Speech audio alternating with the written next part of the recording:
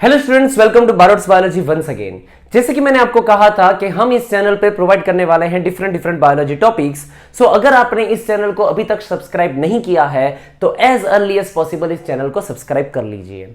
चलिए, आज का इंपॉर्टेंट टॉपिक हम स्टडी करने जा रहे हैं जो जेनेटिक्स से बिलोंग करता है, और इस टॉपिक का नाम है बेटा जीन रेगुलेशन। अगर मैं जीन रेगुलेशन की बात करूं, दैट मीन्स यहां पे जीन अपने आप को एक्सप्रेस करना चाहते हैं, तो ये कैसे हो पाएगा?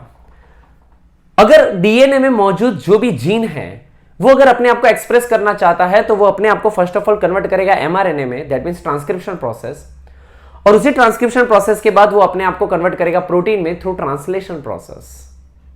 बट यहां पे अगर मैं यूकैरियोट्स की जीन रेगुलेशन स्टडी करना चाहूं, डेवलप ऑर्गेनिज्म की जीन रेगुलेशन स्टडी करना चाहूं, सो बेटा ये काफी टफ होने वाला है, बिकॉज जीन का जो स्ट्रक्चर है यूकैरियोट्स में वो काफी कॉम्प्लेक्स है। Numbers of genes are there, तो इतने सारे जीन्स के बारे में स्टडी करना या इनके रेगुलेशन के बारे में स्टडी करना कहीं ना कहीं टफ हो जाता है। बट यही अगर मैं प्रोकैरियोट्स की बात करूं, सो प्रोकैरियोट्स में ये प्रोसेस काफी इजी वे में हो सकती है। प्रोकैरियोट्स में ये जीन रेगुलेशन हम इजीली स्टडी कर सकते हैं, और ऐसा ही कहीं ना कहीं स्टडी किया है दो साइंटिस्ट ने, जिसका नाम मैं यहां पे बताना चाहूंगा, F Jacob and J Monod. ये साइंटिस्ट थे जिन्होंने सबसे पहले प्रोकैरियोट्स की जीन रेगुलेशन को स्टडी किया।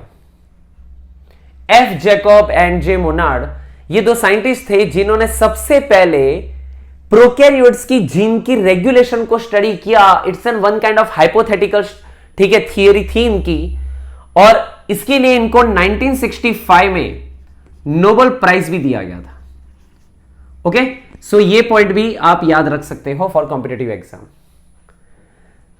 तो मेरा कहने का मतलब यह है कि यहां पे हमें जीन रेगुलेशन स्टडी करना है, तो यूकैरियोट्स के जीन रेगुलेशन को स्टडी करना कॉम्प्लेक्स हो जाएगा। इसीलिए जैकब एंड मोनार्ड ने प्रोकैरियोट्स की जीन रेगुलेशन को स्टडी करना शुरू किया। प्रोकैरियोट्स की जीन रेगुलेशन अगर हम जानना चाहे, तो हम यहां पे कोई एक जीन के बारे में बात नहीं करने वाले, हम यहां पे नंबर्स ऑफ जीन की रेगुलेशन की बात करने वाले हैं। दैट मींस हम यहां पे कहीं ना कहीं ऑपेरॉन की बात करने वाले हैं। Now what that means operon? Operon is a set of gene. ये सेट ऑफ जीन है जिसका हम रेगुलेशन स्टडी कर सकते हैं कि आज अगर एक डीएनए है और वो डीएनए में अगर नंबर्स ऑफ जीन्स वहां पे मौजूद है, तो हर एक जीन का क्या फंक्शन होगा, हर एक जीन का क्या इंपॉर्टेंस होगा, वो अगर हम एक साथ में स्टडी कर रहे हैं तो हम उसे ऑपेरॉन कहेंगे। तो यहां पे साइंटिस्ट ने यही स्टडी करने की कोशिश की कि प्रोकैरियोट्स में ट्रांसक्रिप्शन की जो प्रोसेस है और ट्रांसक्रिप्शन की प्रोसेस में जो यूज होने वाले जीन हैं वो किस तरीके से वर्क करेंगे, किस तरीके से उनकी इंपॉर्टेंस हम यहां पे स्टडी करेंगे। That is all about operon. So हम यहां पे ऑपेरॉन के कॉन्सेप्ट को स्टडी करने आए हैं और उसी बेसिस पे हम स्टडी करना चाहते हैं। सो जैकब एंड मोनार्ड ने 2 सेट ऑफ जीन के बारे में स्टडी किया था। दैट मीन्स 2 सेट यहां पे जीन की हम स्टडी करने वाले हैं। First, controller gene, and second are the structural gene. Controller gene and structural gene, that means अगर मैं ऑपेरॉन की बात कर रहा हूं, that means group of gene की बात कर रहा हूं जिसको हमें स्टडी करना है। सबसे पहले हम ये जीन को 2 पार्ट में डिवाइड कर देते हैं। आज अगर हम डीएनए में देखें तो डीएनए में हमें कुछ कंट्रोलर जीन देखने मिलेंगे और कुछ वहां पे बेटा स्ट्रक्चरल जीन देखने मिलेंगे। कंट्रोलर जीन उन्हें कहते हैं जो पूरी ट्रांसक्रिप्शन की प्रोसेस को रेगुलेट करते हैं, ठीक है, और स्ट्रक्चरल जीन उन्हें कहा जाता है जिसके द्वारा एमआरएनए बनाया जाएगा। दैट मींस ये ऐसे जीन हैं जिनकी कॉम्प्लीमेंट्री अरेंज करके हम एमआरएनए बनाने वाले हैं। अगर मैं कंट्रोलर जीन की बात करूं, कंट्रोलर जीन हमारे पास 3 टाइप्स के हमें देखने मिलेंगे। First is a regulator gene, जिनको हम आई से डिनोट करेंगे। सेकेंड वन प्रमोटर जीन, जो आप ऑलरेडी स्टडी कर चुके हो डीएनए रेप्लिकेशन में। So promoter gene, sorry for the transcription, promoter gene की अगर बात करें तो प्रमोटर जीन को हम यहां पे पी से डिनोट करेंगे। And third here is an operator gene, जिसको हम यहां पे ओ से डिनोट करेंगे।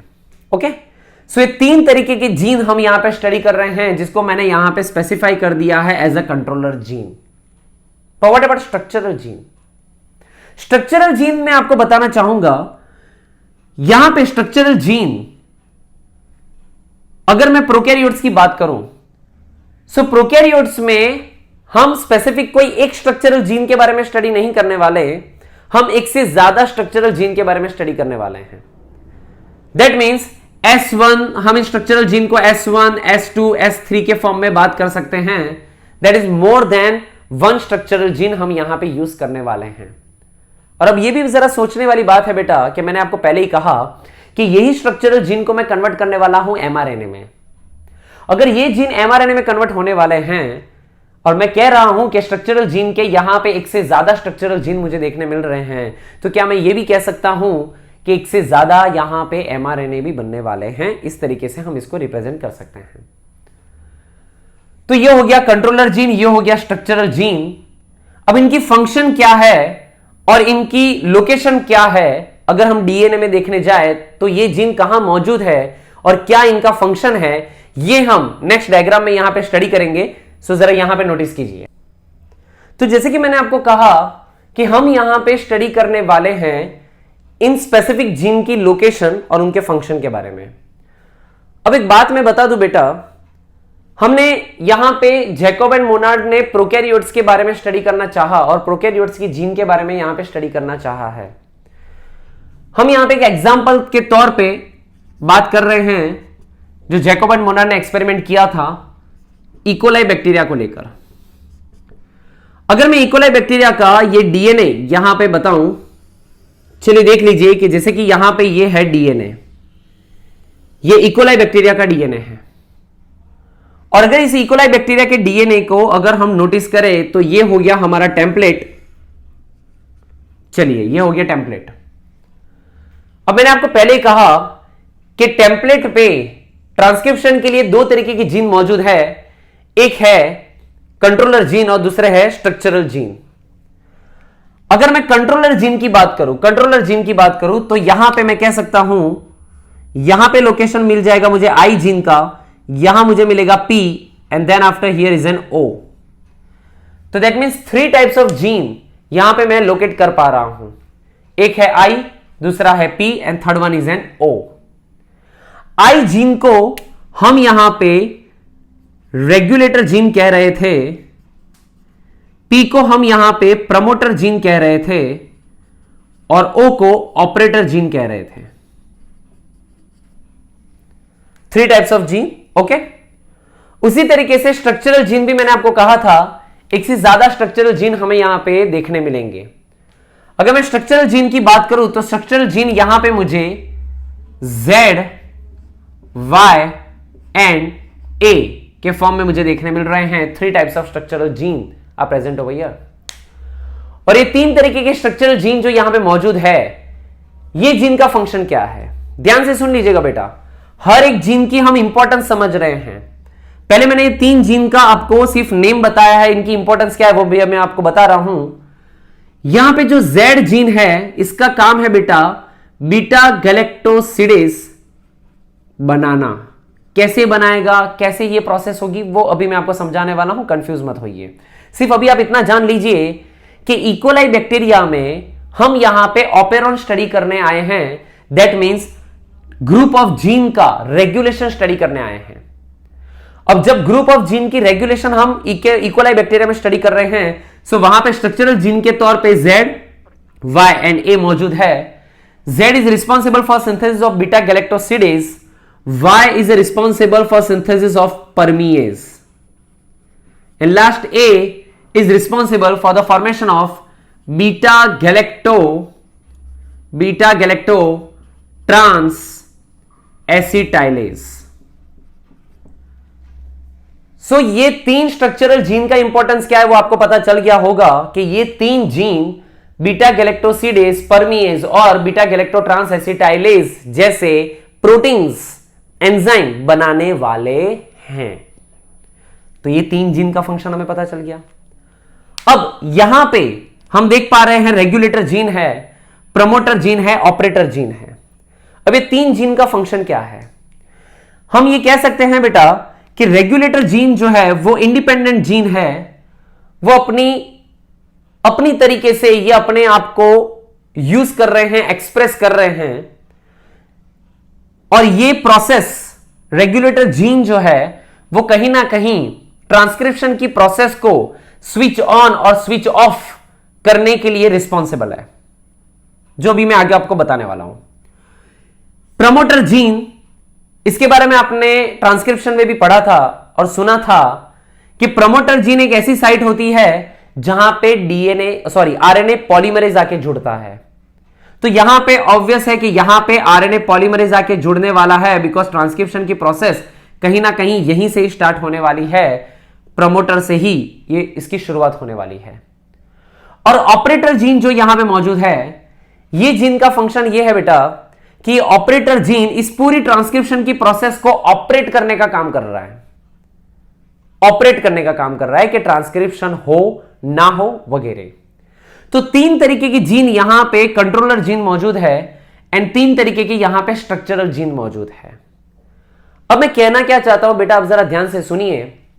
मेरा कहना यह है कि हमारी बॉडी में बहुत सारे डिफरेंट जीन होते हैं और ये सारे जीन एक ही टाइम में एक्टिव नहीं होते। जैसी जैसी हमारी बॉडी को रिक्वायरमेंट होती है, मींस आपको यह तो पता है कि जीन से आगे क्या बनने वाला है, एमआरएनए, और एमआरएनए से आगे क्या बनने वाला है, प्रोटीन। सो दैट मींस हमें जिस तरीके की प्रोटीन की जरूरत होगी उसी हिसाब से वो जीन वहां पे रेगुलेट होगा, जीन वहां पे एक्सप्रेस होगा।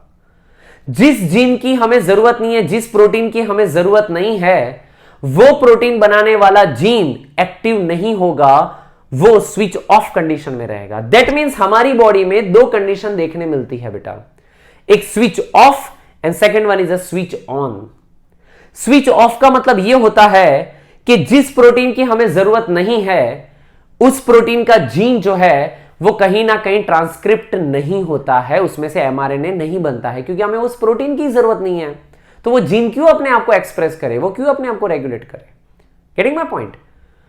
बट जब जरूरत पड़ती है तब वो जीन वहां पे एक्सप्रेस होना चाहिए, उसका एमआरएनए बनना चाहिए, उसका प्रोटीन भी बनना चाहिए। So it's completely based on requirement. अगर हम खाना खाने बैठे तो हमें पता है कि खाना खाने के टाइम हमें सिर्फ डाइजेस्टिव एंजाइम चाहिए, it's one kind of protein. तो उस दरमियान डाइजेस्टिव एंजाइम्स बनाने वाले जीन ही एक्सप्रेस होंगे, एमआरएनए में कन्वर्ट होंगे और वो ही प्रोटीन बनाएंगे, अदरवाइज सारे यहां पे यूज होने वाले नहीं हैं। तो जैसे कि यहां पे जैकोब एंड मोनार्ड ने इकोलाई बैक्टीरिया को लिया और इकोलाई बैक्टीरिया को ध्यान में लेकर पूरा का पूरा ये ऑपेरॉन सिस्टम समझाने की कोशिश की है, तो अब हम ये देखते हैं कि इकोलाई में जैकोब एंड मोनार्ड ने क्या देखा, इकोलाई में कब स्विच ऑन प्रोसेस होती है और कब स्विच ऑफ होती है, मतलब कब जीन रेगुलेट हो रहे हैं, कब जीन एक्सप्रेस हो रहे हैं और कब जीन एक्सप्रेस नहीं हो रहे हैं। ये इन्होंने स्टडी किया, जो अब हम नेक्स्ट डायग्राम में यहां पे स्टडी करेंगे। ठीक है, तो जैसे कि मैंने आपको बताया कि अब हम इस लास्ट डायग्राम में कंप्लीटली पूरी ऑपेरॉन सिस्टम को समझने की कोशिश करेंगे। जैकोब एंड मोनार्ड ने इकोलाई बैक्टीरिया को यहां पे लिया है, ठीक है। मान लीजिए ये एक प्लेट है और ये प्लेट में इकोलाई बैक्टीरिया को रखा गया है, ये पेट्री डिश है और उसमें इकोलाई बैक्टीरिया को रखा गया है। पर ये पेट्री डिश में अभी किसी भी तरीके का मीडियम नहीं है, मतलब फूड नहीं है, किसी भी तरीके का मीडियम खाना यहां पे इकोलाई के लिए नहीं है।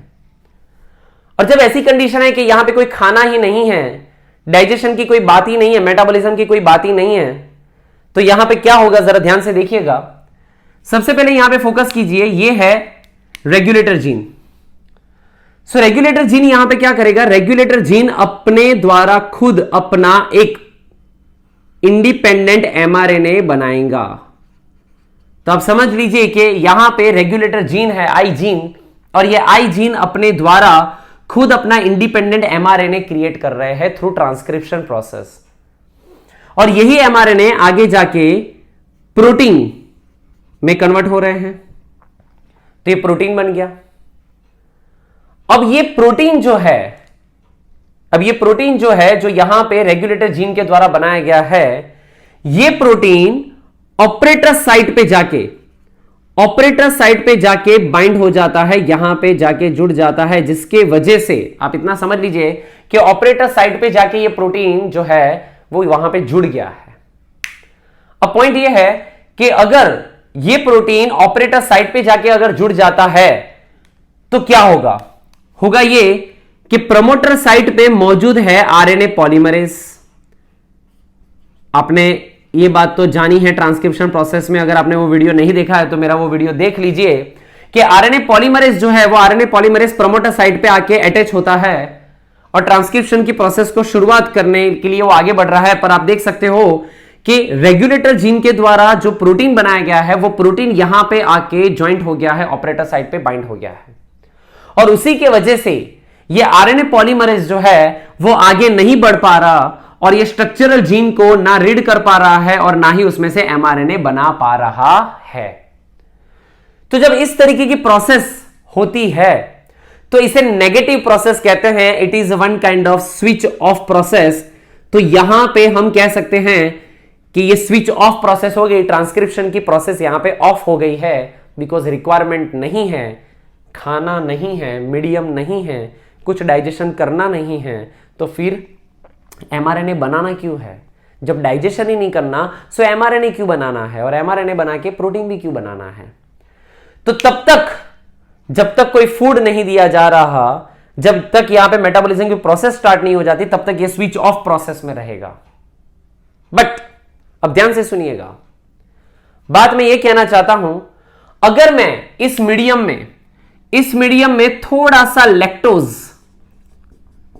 डाल दूं, फूड डाइसैकेराइड है ये, अगर मैं थोड़ा सा लैक्टोज अगर मैं इकोलाई बैक्टीरिया को दे दूं तो होगा ये, बेटा ध्यान से सुनिएगा, होगा ये कि ये जो लैक्टोज हम यहां पे प्रोवाइड कर रहे हैं बैक्टीरिया को, ये लैक्टोज अपना आइसोमर बनाएगा और अपने आप को एलोलैक्टोज में कन्वर्ट करेगा सबसे पहले with the help of enzymes.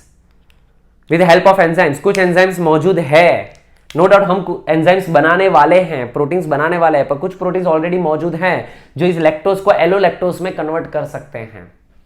तो यहां पे सबसे पहले हमने क्या किया, हमने इकोलाई को थोड़ा सा फूड दे दिया, लैक्टोज दे दिया, और लैक्टोज मीडियम में लैक्टोज देने की वजह से ये कहीं ना कहीं एलोलैक्टोज यहां पे बन गया है। और अब ये होगा ये बेटा कि ये एलोलैक्टोज जो है वो जाएगा जीन के ऑपरेटर साइट पे, और ऑपरेटर साइट पे मौजूद ये प्रोटीन जो है रेगुलेटर प्रोटीन, ठीक है, जिसने कहीं ना कहीं इस प्रोसेस को स्विच ऑफ करके रखा है, ये एलोलैक्टोज यहां पे जाके इस प्रोटीन के स्ट्रक्चर को चेंज करेगा।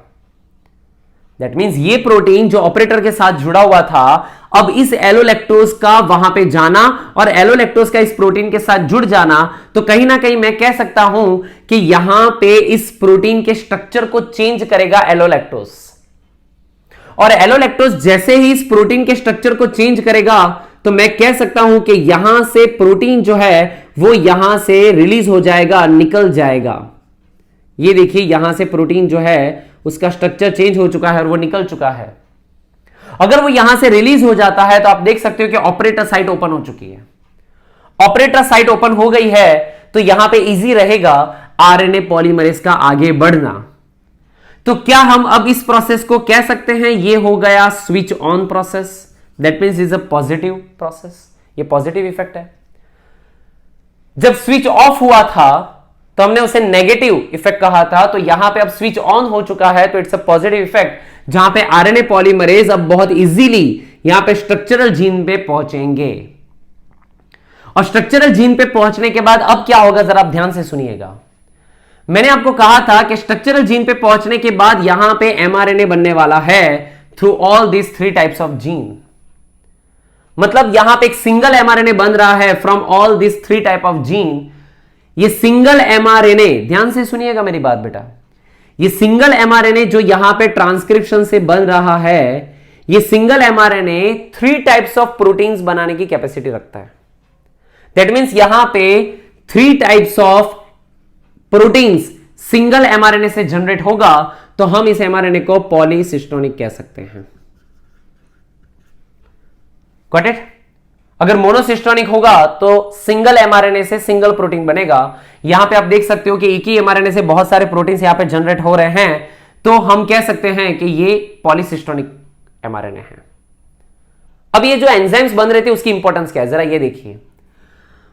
अब ये जो Z जीन है जिसकी मदद से हम बना रहे थे बीटा गैलेक्टोसिडेज, अब क्या होगा बेटा, ये बीटा गैलेक्टोसिडेज क्या करता है, ये बीटा गैलेक्टोसिडेज लैक्टोज को, आप जानते हो कि लैक्टोज जो है वो डाइसैकेराइड है, तो बीटा गैलेक्टोसिडेज क्या करता है, बीटा गैलेक्टोसिडेज लैक्टोज को डाइजेस्ट करके ग्लूकोज एंड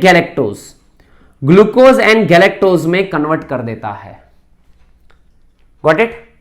तो ये एंजाइम बनाने की जरूरत क्या थी बेटा, ये एंजाइम बनाने की जरूरत क्या थी, ये एंजाइम इसीलिए बनाया गया बेटा बिकॉज अभी तो हमने इकोलाई को थोड़ा सा लैक्टोज दिया था, थोड़ा सा लैक्टोज देने की वजह से यहां पे स्विच ऑन प्रोसेस हो गई।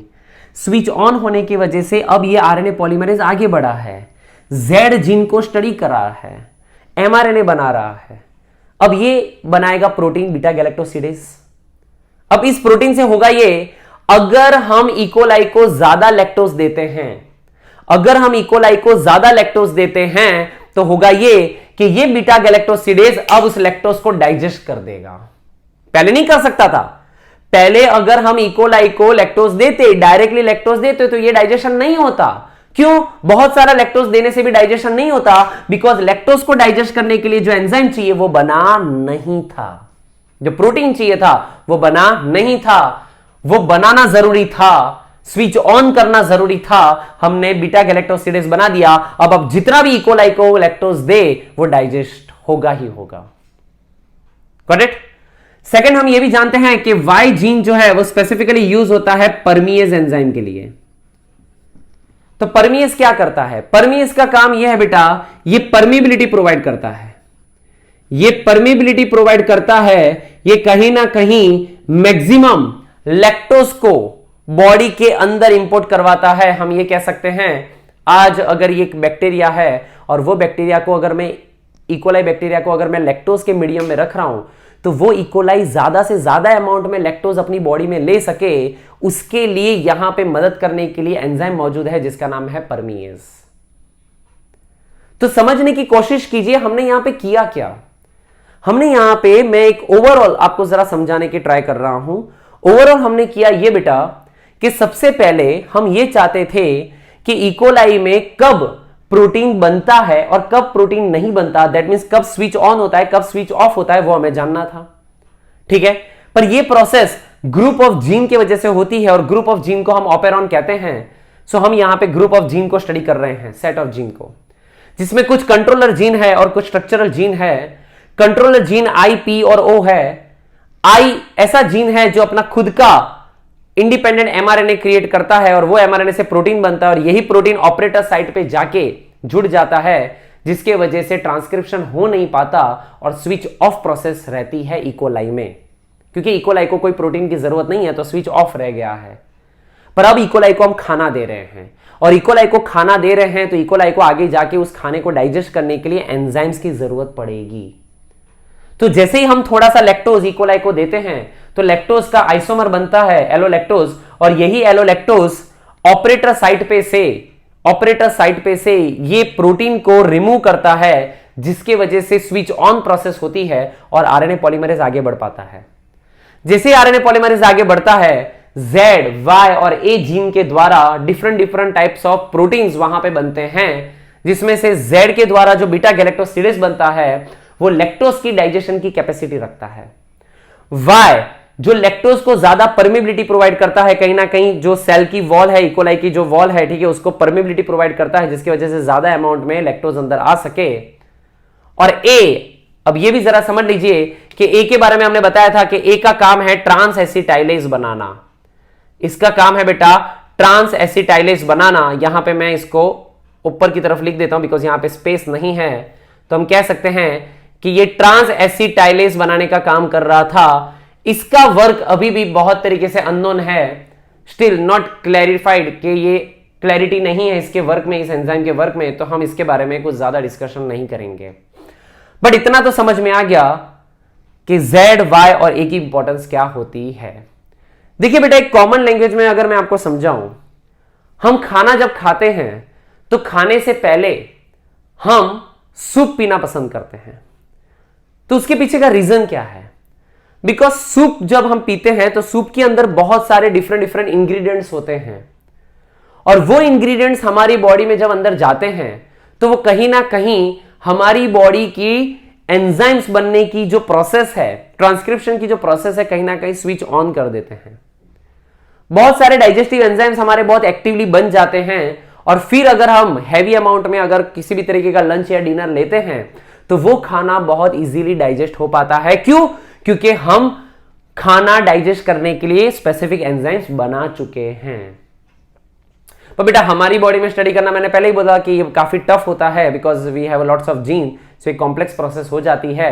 पर प्रोकैरियोट्स में स्टडी करना ये कहीं ना कहीं इजी है, और ये कहीं ना कहीं बेटर वे में हो सकता है। तो जैकब एंड मोनार्ड का ये एक्सपेरिमेंट यहां पे मैंने आपके सामने डिस्क्राइब किया है। आई होप आपको इस टॉपिक के बारे में समझ में आया होगा, किस तरीके से यहां पे switch on and switch off process हो रही है, कब प्रोटीन बन रहा है, कब प्रोटीन नहीं बन रहा है, आपको उसकी पूरी इंफॉर्मेशन मिल गई होगी। सो बेटा ऐसे ही इंटरेस्टिंग वीडियोस के लिए आपको इस चैनल को as early as possible subscribe करना है, और जितना हो सके उतना शेयर करना है, बिकॉज आप नहीं जानते कि कहीं ना कहीं आपके फ्रेंड्स इस टॉपिक को लेकर कहीं ना कहीं चिंतित है।